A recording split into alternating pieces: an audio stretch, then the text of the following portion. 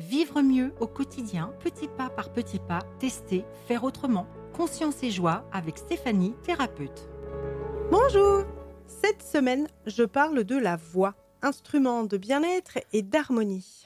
Sans trop y porter attention, nous imaginons que le son est produit par les cordes vocales et émis par la bouche. C'est en partie vrai, puisque la bouche est l'organe de l'émission sonore.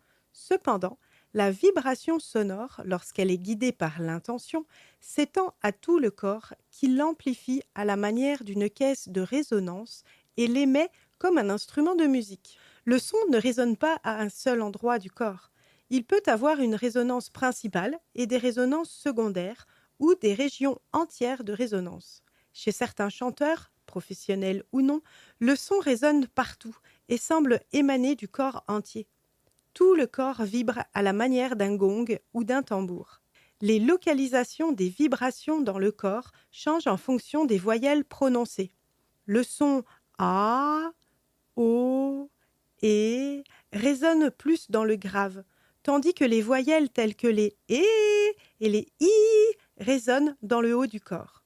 Le changement de placement, dans le ventre, dans la gorge ou dans la tête par exemple, produit des harmoniques différentes. Tout aussi importante, la qualité des sons émis par le chanteur dépend de la facilité et de la liberté avec lesquelles résonnent les zones correspondantes de son corps.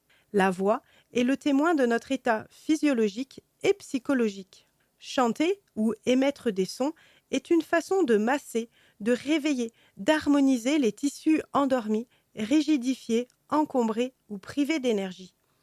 Le chant est en quelque sorte une thérapie douce et sans danger, d'autant plus efficace que le chanteur travaille dans le but de faire résonner sa voix dans tout son corps. Dans la tradition indienne, on utilise de petits chants, appelés mantras, destinés à opérer un nettoyage du corps et une purification mentale. Par vibration juste, le chant réaccorde l'instrument corporel et lui restitue son harmonie.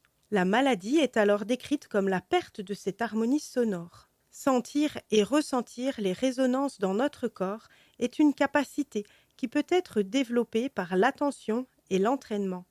Notre sensibilité s'accroît alors progressivement et cela aura des conséquences positives dans tous les domaines de notre vie. La capacité à sentir les résonances corporelles nous amène à l'écoute de nous-mêmes, à l'écoute de notre enfant intérieur et de nos besoins profonds, qui est la porte ouverte pour entrer dans des dimensions plus subtiles de notre être.